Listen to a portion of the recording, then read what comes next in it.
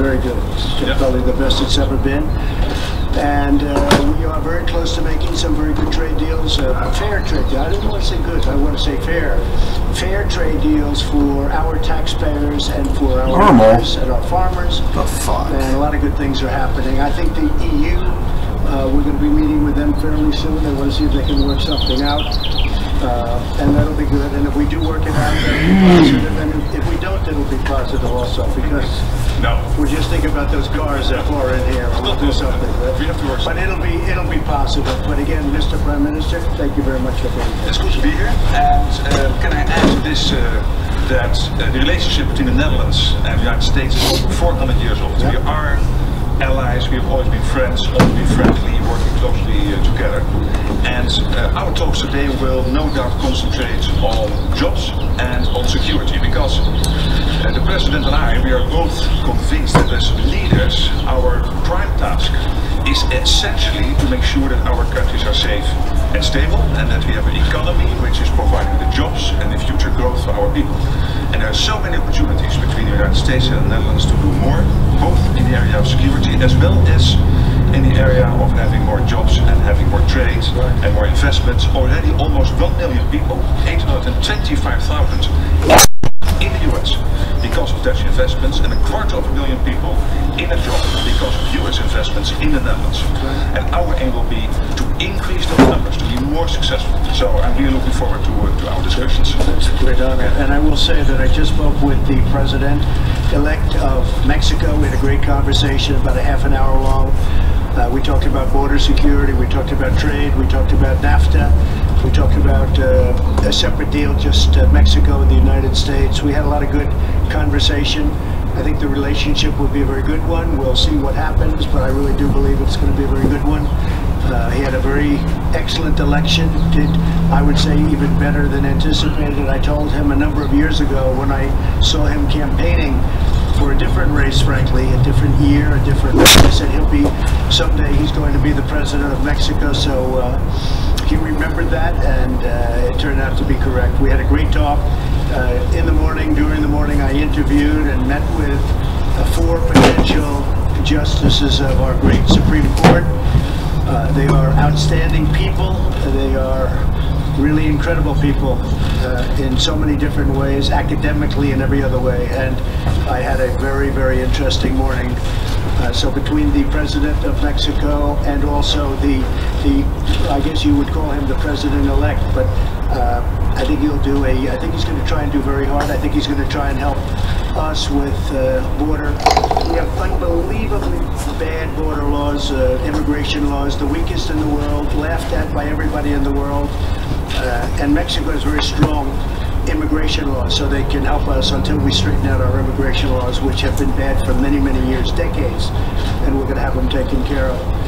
But very interesting, though, was my 4 meetings. I'll be meeting with 2 or 3 more, and we'll make a decision on the United States Supreme Court, the new justice. That'll be made over the next few days, and we'll be announcing it on Monday, and I look forward to that. I think the person that is chosen will be outstanding. Thank you very much, everybody. Thank you. Thank you.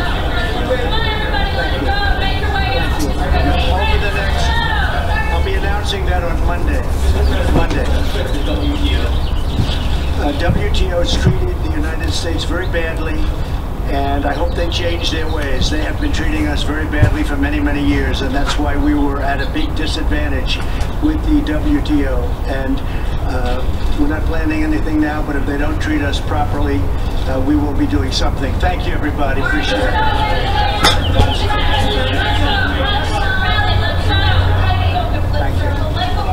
Thank you very much.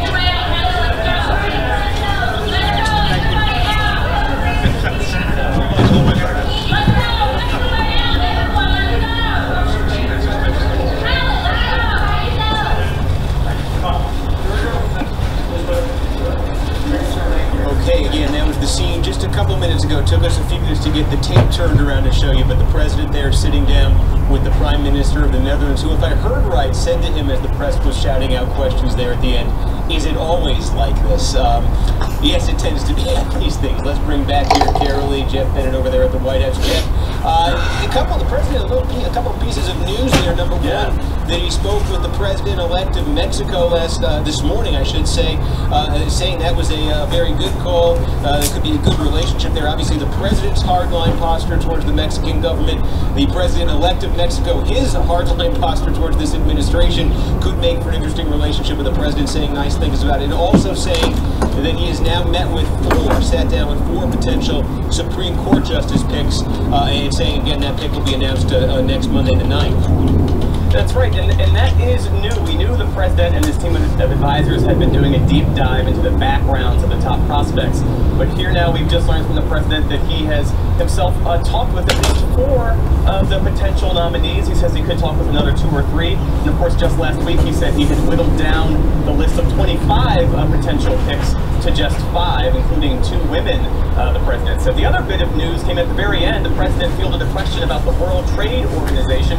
And we should say the World Trade Organization does what it sounds like it does. It's an intra-governmental body that regulates world trade. We know the president had ordered up draft legislation that would allow the U.S. to really abandon some key principles of the World Trade Organization. Add that to some other reports that the president floated the idea of pulling out from the World Trade Organization altogether. He was asked about it, and he says that the U.S. is treated very... We should say that this legislation would really face an uphill climb in Congress, including from some Republicans who have bristled at the president's approach to tariffs and that sort of thing. Right, one of those issues where there's a clear divide from where the Republican Party traditionally has been and where this president seems to want to go on that issue of trade. But Jeff, on the question of the Supreme Court pick, I'm wondering what you're hearing there sort of behind the scenes, because you've got Democrats now obviously ratcheting up the rhetoric here to fight a potential Trump pick, also going after some of these potential picks by name. We saw Chuck Schumer today singling out Amy Bennett on this. Is that something that is that is likely to move or potentially move the president in terms of his final pick? In a word, no. I mean, the Democrats really lost this battle in 2016 when they lost the election. Republicans are fully aware that they are in the driver's seat here. They do have that slim majority in the Senate, and the Republicans in the Senate, who would ultimately confirm the president's pick here, have, for the most part, completely supported the president's lower court choices, and they've all, for the most part, spoken favorably about the folks who are on that master list that was devised by the Federalist Society, that group of conservative lawyers. Now, we should say there are a few potential swing votes out there, like Susan Collins has made very clear that for her, overturning Roe versus Wade is a non-starter, but Democrats, all they really can do at this point, Steve, is message. I don't think that's something that will really factor into the president's decision making. And Carol, a topic that did not come up in these impromptu comments here or any of the questions, in North Korea. There's that issue of North Korea. But you're laying out what is apparently taking place sort of clandestinely here inside North Korea. How is the administration processing that? Well, it's interesting because if you look at the agreement that the president and Kim Jong-un came to in Singapore, it says that North Korea would work towards denuclearization. So I think the question for the White House now, and they haven't responded to our requests to answer this question yet, maybe they will at their briefing later today, is whether or not the president sees what's happening in North Korea based on this intelligence assessment as a violation of the spirit of that agreement that he came to with Kim Jong-un. And then the other larger question, which has loomed over these talks from the beginning and now just is more prominent given this intelligence assessment, is whether or not North Korea can be trusted at all to cut any sort of deal. And you have the president's national security advisor saying that they would work towards denuclearizing in 1 year. That's a very aggressive timeline, and if they're already playing games, then how can the U.S. trust them? All right, Carol Lee and Jeff Bennett over there at the White House, thanks to both of you for joining us. The president also just making comments there about the issue of immigration, and according to the last numbers put out by the Department of Health and Human Services, more than 2,000 migrant children are still separated from their parents. And as of today, HHS says it will no longer be releasing those numbers to the public. Over the weekend, there were hundreds of protests nationwide calling on the Trump administration to reunite families separated at the U.S.-Mexico border. And one Guatemalan mother was reunited with her 7-year-old daughter on Saturday after nearly 2 months apart. I'm joined now by Mariana Atencio, who was there with them in Miami. Mariana, we want to get to that story and also just what the president had to say there about immigration. He talked about having a conversation apparently within the last few hours with the president-elect of Mexico, reiterating there, he says that there are weak border laws, there are bad border laws that need to be changed. Rhetoric, I think we've heard from the president before, but what did you make of what he had to say there in the last couple of minutes? So Steve, I've done reporting on what has been said in Mexico about these migrants. Regrettably, none of the Mexican presidential candidates, including the winner, Andrés Manuel López Obrador, had a very strong stance on the border or the migrant crisis as of yesterday. A lot of these Central American migrants, they have to make the dangerous trek through Mexico to get to the United States, and their rights are violated along that journey. That isn't something that is new. We were embedded with the migrant caravan, and that was precisely the idea behind the caravan, the safety in numbers as these people went through Mexico and made the journey to the U.S. border. So it remains to be seen how Mexico, or what will Mexico do to stop the flow of migrants coming up to the U.S. border, according to what Donald Trump said. Now, the families that have made it here, that were prosecuted and separated according to the zero tolerance policy, the big question was that policy and those images deterring others from coming? And I heard mixed messages on that as well. We've been reporting from shelters on the other side of the border, asking families, if you would have known this policy was in place, would you still have come? Some told me yes, because the levels of violence they're fleeing from in Central America are so high that they said to me, at least my kid here, even if he was separated from me, would have a chance at life. Oh, crap. But this mother, who was reunited yesterday with her 7-year-old daughter, had this to say about what she would have done had she known this policy was in place.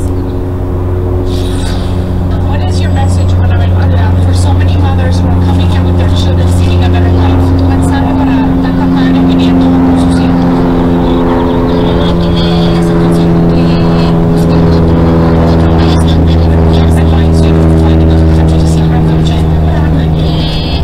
Esta ley aquí está muy pero la gente no tiene corazón que se para. People here don't have a heart. Porque un hijo es un gran tesoro que uno tiene en la vida. The kid is a treasure that you have in life. So Steve, going back to our conversation about what will happen with Mexico, most of the Central American families I have spoken to, they do not want to stay in Mexico. Their ultimate goal is to get to the United States.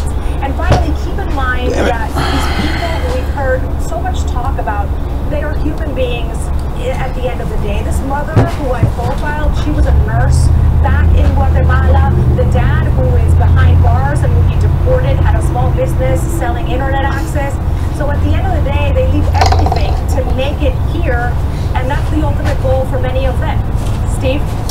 MSNBC's Mariana Atencio. Thank you for that, Mariana. And it's hard to think of an issue that has defined our political debate over the last month more than immigration. The administration's policy of separating families at the border stirred widespread backlash, leading the president to retreat and throwing into doubt the future of his so-called zero-tolerance policy. And 2 Republican-backed immigration bills also failed to get out of the House. At the same time, Trump and his party are now trying to make an issue of the response from Democrats. Activists and even some party leaders now calling for abolishing the Immigration and Customs Enforcement Agency, or ICE. The question is, what will resonate with voters on the issue of immigration? People warn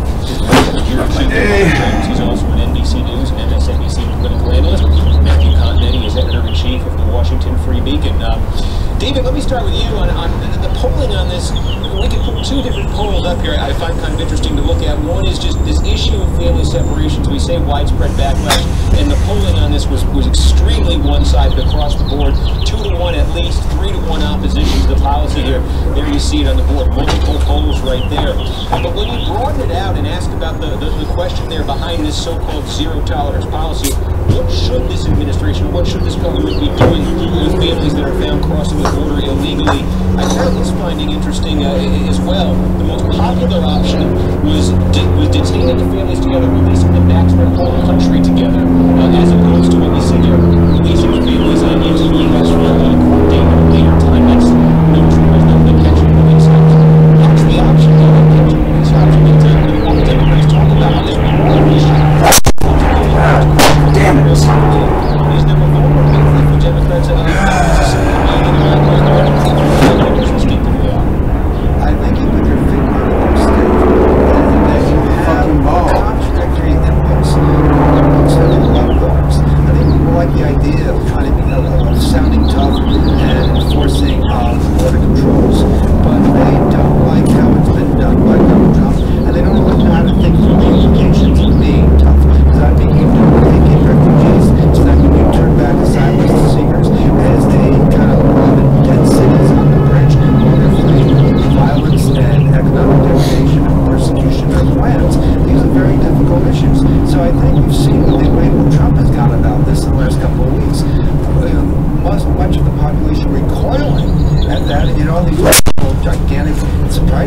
demonstrations the past week.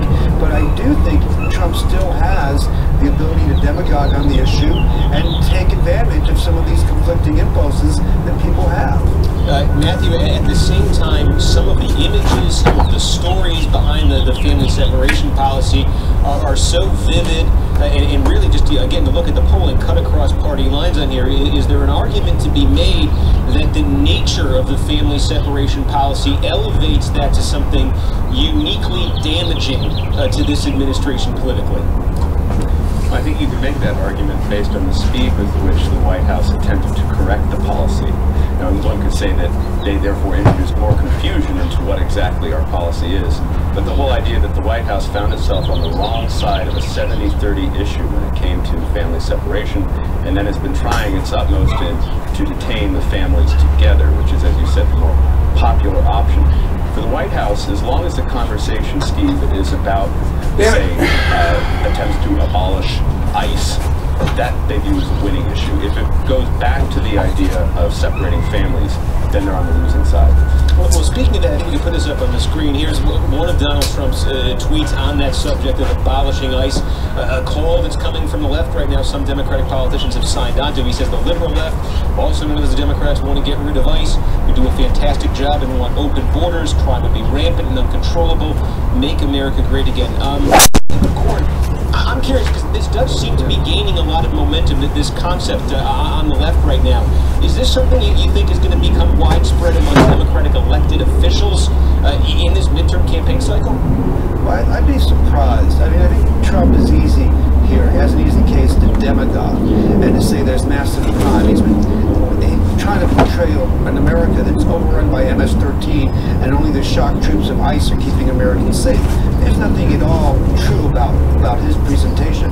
I do think that if too many Democratic elected officials start calling for the abolition of ICE without talking about how to, control or how to enforce the border laws that do exist, most people do agree on, that could be problematic for the Democrats. But I don't think you're going to see a lot of Democrats issue that call.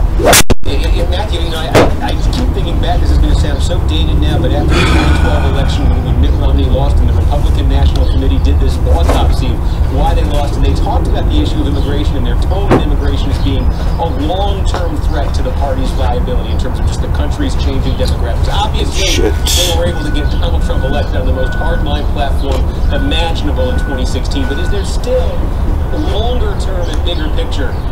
Is there still anything to that argument, or has that just been completely obviated in Republicans' minds? Yeah, I think the best counter-argument to that was Donald Trump's candidacy and his success as a presidential candidate running very hard on the immigration issue. There are some broader complications with that argument, Steve, about demographics, but I think we can say that demographics, contrary to what a lot of people believe, is not destiny. And in fact, there's push and pull factors, and there's also the very importance of candidates. And I think that's something we'll see in a lot of the 2018 races this November. So candidates, at the end of the day, matter more than some of these larger tidal wave things that we like to talk about in Washington. All right, Matthew Kahn and David Corn, thanks to both of you for being with us. If Democrats want to win big this November, they may have to start small. We are firing up the big board to explain right after the break. If you live with diabetes, why fingerstick when you can scan? With the Freestyle Libre, a continuous glucose monitoring system, you can check your glucose levels anytime without fingersticks. With the Freestyle Libre system, just scan the sensor and manage your diabetes. You can do it without fingersticks. Freestyle Libre is available with a prescription at participating pharmacies. Learn more at freestylelibre.us. I want to get a bar put in over there. You know any good contractors? Yeah. Nice! Give me a bunch of quotes, check the reviews, and verify the credentials and qualifications. You can't expect your neighbors to do everything Home Advisor can, so just ask Home Advisor. At Wayfair.com, we think that when the big stuff ships free, it's just better. Cover better, crunch better, lock better, roll better, drink better. Yeah, better! Oh, Wayfair has free shipping. Game changer. Fast better, free better, everything's better. Free shipping on orders over $49. Shop better.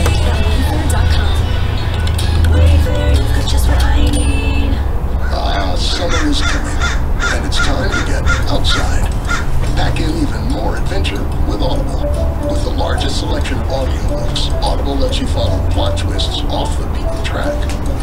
Discover magic when you hit the open road. With the free Audible app, your stories go wherever you do. And for just not a bad idea. $14 a month, you get a credit, good for any audiobook. If you don't like it, exchange it anytime. No questions asked.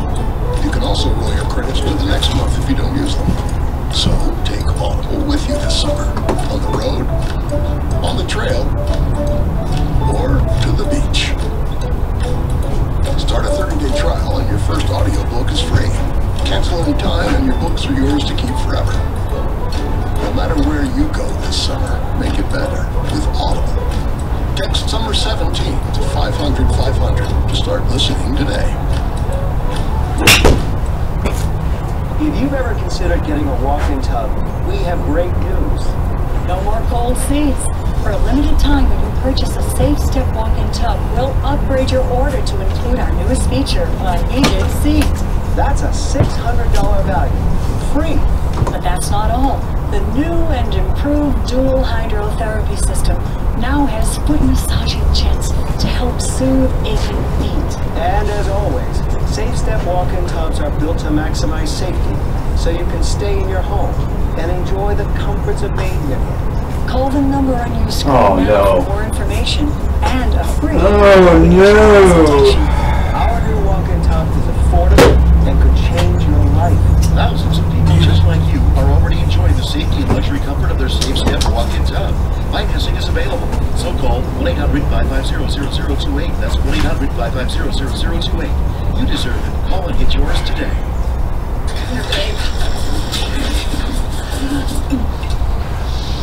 Nasty nighttime Fuck, heartburn. you missed that punch. Try new Alka-Seltzer PM gummies, the only fast, powerful heartburn relief plus melatonin so you can fall asleep quickly. Oh, what a relief it is.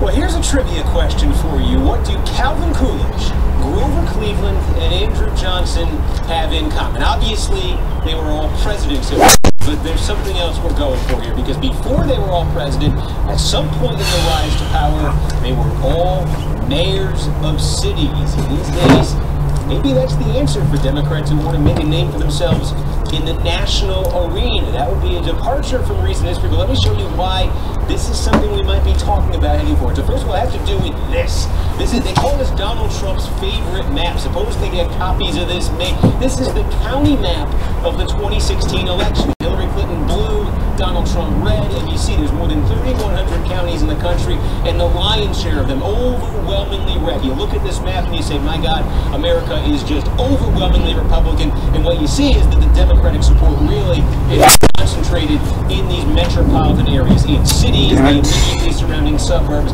and then almost everything else just an ocean of red. And so when you look at it that way, you say, wow, the Democratic support, it really seems to be consolidating, and there is something to that. Take a look at what's happened just over the last generation. 1996, Bill Clinton got re-elected president. He carried over 1,500 counties in this country. It was pretty spread out, his support. What are you doing, man? Obama also got re-elected. It was a pretty healthy margin for Obama in 2012, but look at that. He didn't even win half as many counties as Bill Clinton did. And then Hillary Clinton and her losing campaign in 2016 went even further down, fewer than 500 counties. And so you think about it, look, it's been almost a half a century. These guys, John Lindsay, this is the last time you had mayors running for president, the Democratic Party, 1972, Lindsay and Yorty. Take a look at the 2020 field, though. You're talking about Garcetti from LA, Mitch Landrieu from New Orleans, de Blasio from New York, maybe, Pete Buttigieg from South Bend, Indiana, not a major city, but he is being talked about. Mayors, Cory Booker's a senator now. Mayor of Newark originally. Is this the new path forward for Democrats? If their voters are increasingly in cities and metro areas, is it no longer about necessarily trying to win statewide office and prove you can govern that way? Is it more about representing cities? We're going to talk about where the Democrats go from here. Jason Kander, Secretary of State, he is now running for mayor of Kansas City. Jason, thank you for joining us. I think you're an interesting person to talk to about this because your name was out there. You ran for the U.S. Senate in Missouri in 2016, very close race. A lot of Democrats noticed you nationally, talked about yours having a national future, and now you're going to run for mayor of Kansas City. Is this the new path to the national arena for Democrats? It's a very flattering lead and a very flattering question, Steve, but look, I can only speak for myself. I'm running for mayor of Kansas City because I want to see all this incredible progress that my city has made continue, and I want to see it touch everybody in the city. You know, the first candors came to Kansas City in the 1880s. This is just where my heart is. It's something I deeply, deeply care about. I can only speak for myself. That's why I'm running for mayor of Kansas City, and I'm hoping to get a 4-year term, do a really good job, and if they'll have me, I'd really like a 4-year term after that. That's what I'm thinking about. It does feel like something is changing here. Again, I say bigger picture. You think back to the 60s, the 70s, and the 80s. Folks were moving out of cities that had traditionally been the Democratic base, and it felt like if you were trying to sort of prove yourself in politics, you had to prove you could win over those suburbanites, the folks who had left cities. And now Democrats, though, their voters increasingly are moving back into the cities. There's a whole issue with, maybe having some issues appealing to folks in the suburbs and the ex-urban areas, but your party's coalition, it really feels more than ever, is concentrated in metro areas. Well, I suppose that's right. I guess. I mean, I hadn't thought about it that way, honestly. I mean, when I ran for the U.S. Senate, I got votes from folks who had 220,000 folks who had voted for Donald Trump, even though the only thing he and I really agree on is we're both afraid of sharks. So I'm not sure that it just breaks down exclusively that way. I can tell you, for me, the reason I'm running for mayor of my hometown is because I want to make sure that nobody feels like they got to move across town or out of town to be able to find success for their family. And I would imagine that Democrats around the country largely feel the same way about their hometowns. But this is how I feel about that. Well, you've got the experience of running for citywide office now. You've run for one statewide office. You lost the Senate race also in 2016. Oh, no. But are there tensions politically? Are those tensions heightened now between, if you look at Missouri, certainly in a presidential race, between St. Louis, Kansas City, and then in between you've got all that red. Are there political tensions there? Are the cities in the immediate suburbs versus the rest of the state? I think probably anywhere you go in the country, people feel some sort of, regional differences and that kind of thing. But, I guess I always had success by making sure that I was trying to do everything I could for all of my constituents. One of the things that I'm excited about that I think I bring to this job, and you mentioned that I've held statewide office, I also represented Kansas City in the state legislature, knocked on 20,000 doors here in Kansas City to win that race. I think one of the things I bring to this is an ability to make sure that Kansas City gets its fair share from our state government as well, because that's what I did when I served on the budget committee. So, certainly all over the country there are these tensions, but one of the things that we have to do is we have to make sure that as Americans we reach out and we know each other and we have these conversations. And certainly, leading a city, which I hope to have the opportunity to do, is a great way to demonstrate that. I've always said that the best argument for progressive values is actual progress that people can see. And I'm just eager to help make that kind of progress and continue in my hometown. All right, Jason Cantor, running for mayor of Kansas City. Thank you for the time. Thank you. And Michael Cohen breaks his silence. What he's saying about loyalty to Donald Trump. What can I get you? A vodka soda, please. The twist? Sure. Pickle juice? No, thank you. That's good. I ordered a vodka soda. Did you put candy in there? It's a glow stick. That's smoking hot. Happy birthday. Wow. Sip slow. Beer, please. Want that dirty? Dirty. I'm really into this car. How do I know if I'm getting a good deal? I tell TrueCar my zip or which car I want, and TrueCar shows the range of prices people in my area actually paid for the same car, so I know if I'm getting a great price. This is how car buying was always meant to be. This is TrueCar. Or someone you love has been diagnosed with mesothelioma, this free book can help you make important decisions about your future. Call 800-201-3888 for your free book. That's 800-201-3888. I'm already in my 60s. I've got a nice long life ahead, big plans. So when I found out Medicare doesn't pay all my medical expenses, I looked at my options. Then I got a Medicare supplement insurance. If you are eligible for Medicare, you may know it only covers about 80% of your Part B medical expenses. The rest is up to you. Call now and find out about an AARP Medicare Supplement Insurance Plan insured by United Healthcare Insurance Company. Like all standardized Medicare supplement insurance plans, it helps pick up some of what Medicare doesn't pay and could save you in out-of-pocket medical costs. To me, relationships matter. I've been with my doctor for 12 years. Now I know I'll be able to stick with him. With these types of plans, you'll be able to visit any doctor or hospital that accepts Medicare patients. Plus, there are no networks and virtually no referrals needed. So don't wait. Call now and request this free decision guide to help you better understand Medicare and which AARP Medicare supplement plan might be best for you. There's a wide range to choose from. We love to travel, and there's so much more to see. So we found a plan that can travel with us anywhere in the country. Join the millions of people who have already enrolled in the only Medicare supplement insurance plans endorsed by AARP, an organization serving the needs of people 50 and over for generations. Remember, all Medicare supplement insurance plans help cover what Medicare doesn't. Damn it. And could save you in out-of-pocket costs. Call now to request your free decision guide and learn more about the kinds of plans that will be here for you now and down the road. I have a lifetime of experience, so I know how important that is. This is the box that started it all. The box that changed how people buy mattresses forever. This is the mattress so comfortable, people can't stop giving it 5 stars. This is Casper, the company bringing bedtime back to millions of happy sleepers, one box at a time. Try America's #1 rated mattress brand for 100 nights, risk-free. Save up to $225 through July 9th at Casper.com. From across America, where the issues are. You feel like a bad guy in this? Bringing you stories that impact us all. Here we are, the news cell. Can we ever move past this emotional controversy? This is NBC Nightly News with Lester Holt.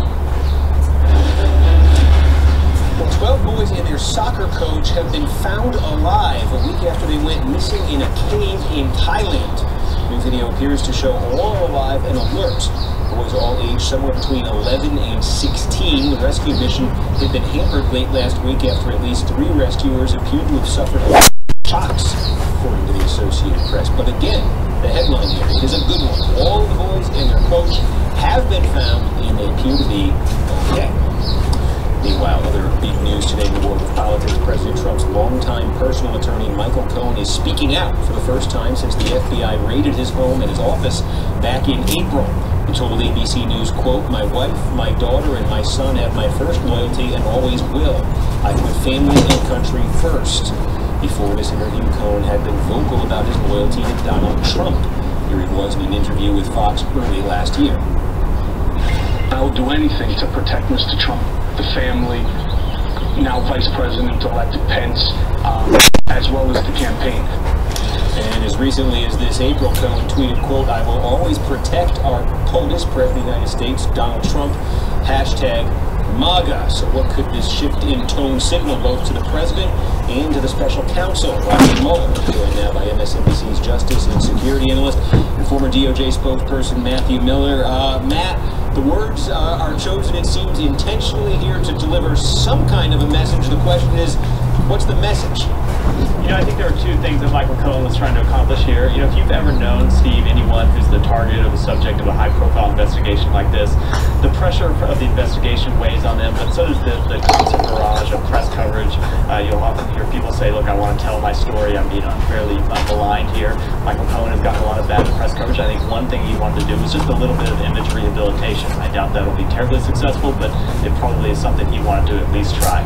The other thing, though, I think is, you know, I've seen a lot of people say he was trying to send a message to the Southern District of New York, or maybe to the special counsel. Talking to a reporter is not typically the way you send a message to a prosecutor. He's represented by counsel. If he wanted to send a message about cooperation to them, he'd just have his counsel pick up the phone and call him and say he wanted to cooperate. I suspect here this was more a message to the president. It's a little bit of a warning, a little bit of a plea. And the warning is, look, I'm at the end of my rope. I don't have the resources to fight this. I don't necessarily have the incentive to fight this, and I'm getting very close to a deal. And what I need from you is something to get me out of this. And of course, obviously, that would be a part of it. Well, how is something like that likely to being received? If he's trying to communicate that, you suspect Trump will understand that message, and you think he would act on it? I think he would understand it. Look, we know that the president has dangled pardons in front of other subjects of this investigation before. His personal counsel, John Dowd, called the attorneys for both Mike Flynn and Paul Manafort last year and raised the possibility of a pardon with them. There's been no reporting that he's done it yet with Michael Cohen. We did talk to him personally the day after the raid on Cohen's office. So I don't know how Trump would receive it, but it's been something that's on his mind. Of course, the political fallout from something like that would you would expect be quite large. Mark Warner has made it very clear that, at least in his mind, I think this is true for most Democrats, that's a red line. Pardoning someone who is a subject or a target of this investigation before they can cooperate and give information about the president would be a red line that would be, at least in the grounds of some members of Congress, or in the eyes of some members of Congress, grounds for impeachment. If you're special counsel, if you're below a special counsel, and you have the same sense of this that you do, and you say, well, actually, I think he's trying to send that message to the president there about a potential pardon, what do? Do you have a conversation with him? Does it affect any potential deal? Is there any response there? I don't think so at this point. Look, the Southern District of New York is proceeding with this investigation. They just got somewhere around 1 million more documents today.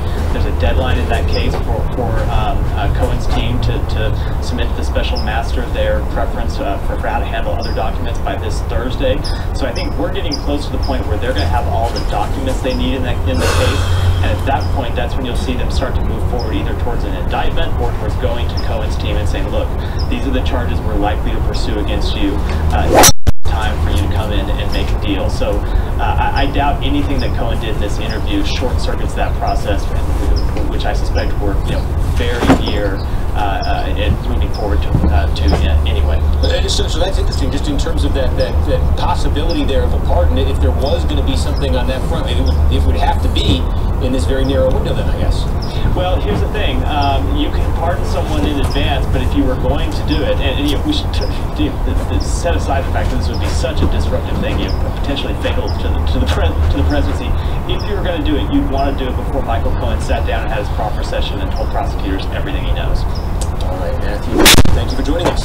Thank you. And one more thing before we go. In a scene made for a James Bond movie, a notorious murder row inmate escaped get up there. in France out from armed guards in a stolen helicopter. This breakout took place yesterday. It was caught on tape by a fellow inmate. You can see the armed man stay up there. running out with Ledwar Faid after they tore through his cell door with a grinding machine. They evaded cameras using smoke canisters, and moments later they were airborne with the helicopter that they stole near Paris. The pilot of that helicopter was held at gunpoint the entire time. The helicopter was eventually found near Paris. It was charred on the side of a road. The pilot was let go before Faid and his accomplices made off in a nearby parked car. At this hour, there is still no sign of them despite a nationwide manhunt. An investigation also underway to determine how this all happened undetected. Officials say drones were flying around the prison just weeks before Sunday's escape. Remember how I said Faid is notorious? Well, it turns out this wasn't his first rodeo. 5 years ago, he broke out of another prison by blowing away his cell door with explosives that were smuggled through the prison. He is also an author and detailed his past crimes in a 2010 tell-all book. Investigators hope his public profile will help get him back behind bars. Quite the story there. Out of France. That's going to wrap things up for this hour. I'm Steve Kornacki in for Katie Tur, and Ali Velshi is standing by to pick things up right now. Thank you, my friend. Have a good afternoon. Good afternoon to all of you. I'm Ali Velshi. Exciting times for our country. That's how President Trump is describing the selection of a Supreme Court Justice nominee. We have just learned the president is interviewing potential picks. We had a great talk in the morning. During the morning, I interviewed and met with 4 potential justices of our great Supreme Court. They are outstanding people. They are really incredible people. Trump is teasing the crucial decision, saying the name of his pick will officially be revealed after the holiday exactly 1 week from today. The White House is already preparing for pushback as Democrats try to prevent a potential conservative controlled high court, which could reverse landmark human rights issues for Americans. Earlier today, the administration announced it's temporarily reshuffling key staff to focus on finding the right person to take the seat of retiring Justice Anthony Kennedy. That's not the only story surrounding the president, however. Trump's longtime personal lawyer, Michael Cohen, is shifting away from his previous vows to, quote, do anything to protect the Cohen signaled to ABC News that he's willing to cooperate with Special Counsel Robert Mueller. Get out of that shit. Family and country first. Let's start this hour at the White House. NBC News' Jeff Bennett joins us, as does NBC News Justice correspondent Pete Williams. Jeff, let's start with you. We talked earlier about the fact that the president was planning to meet with Supreme Court nominees. We don't know what he did over the weekend, but now we know he is talking to some. Yeah, that's right. On Friday, before the president left for Bedminster, he said that he'd be meeting with some top prospects in Bedminster.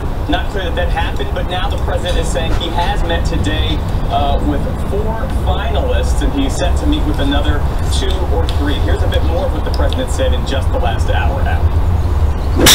I'll be meeting with 2 or 3 more, and we'll That's make bad. a decision on the United States. That's bad. The new justice that will be made over the next 2 days, and we'll be announcing it on Monday, and I look forward to that. I think the person that is chosen will be outstanding.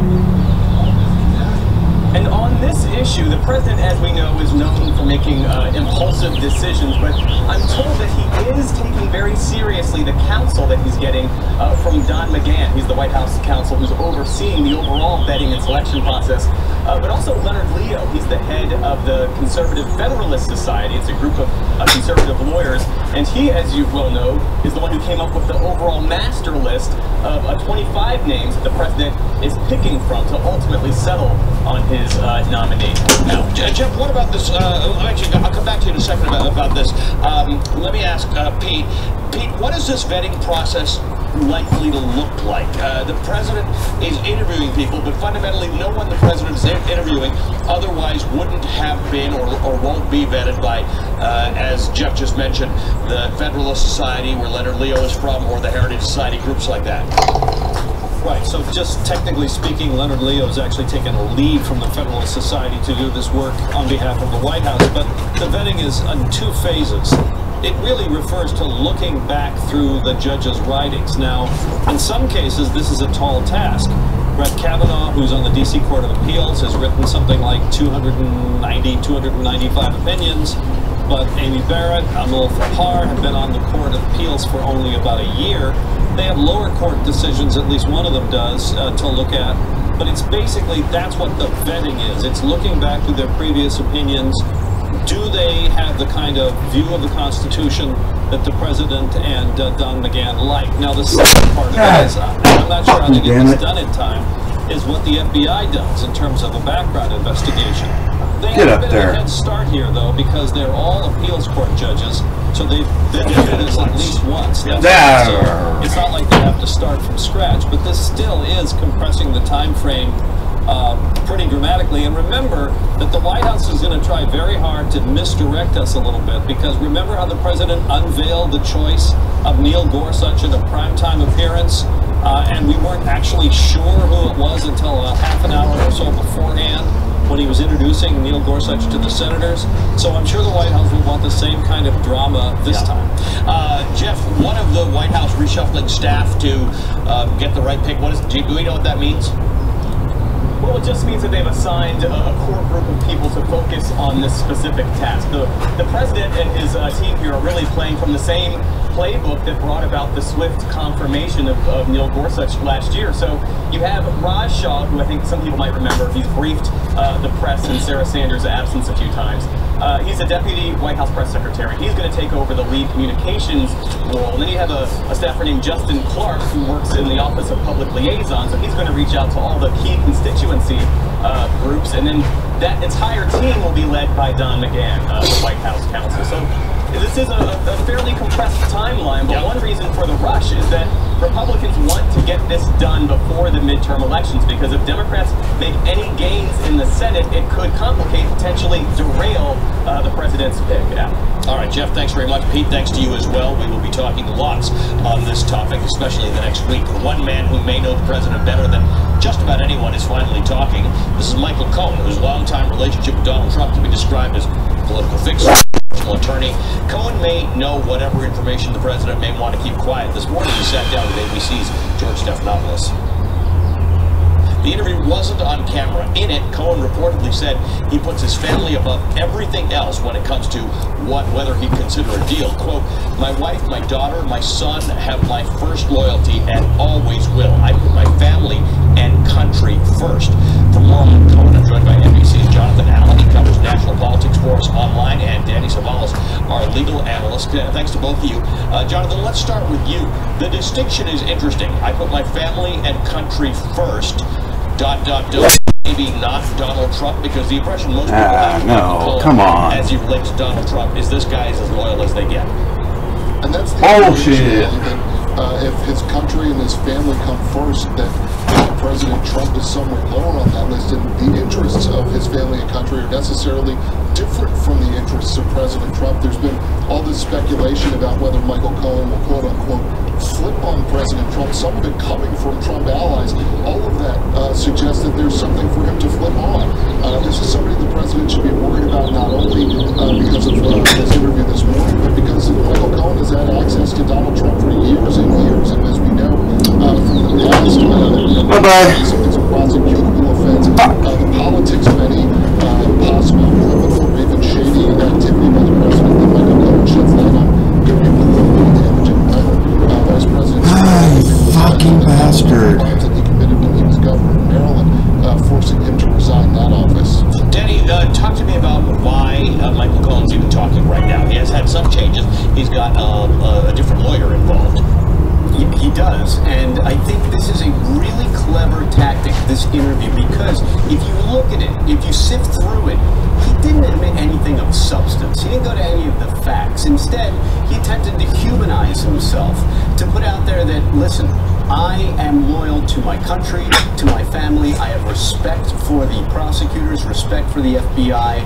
I think he's implying that you might have something on me on these economic crimes, but all this Russia stuff, this notion that I might be a traitor, I have no part of that. Let the chips fall where they may in terms of the way I ran my business, and I'll deal with that. But I think that is what the product of his new attorney, that's what we're seeing in this interview this morning, is a well-coached Cohen putting out a lot of good talking points about what to say, nothing substantive, nothing that could hurt him, but everything that might begin to chip away at that original enduring image we all have of him as this bombastic, fist-pounding attorney defending Trump to the end. So, Jonathan, I mean, if that's the case, nobody cares, right? Like, we don't really care about his sloppy lawyering and his sloppy billing and whatever else was out there. We care about Michael Cohen because of what he knows about what Donald Trump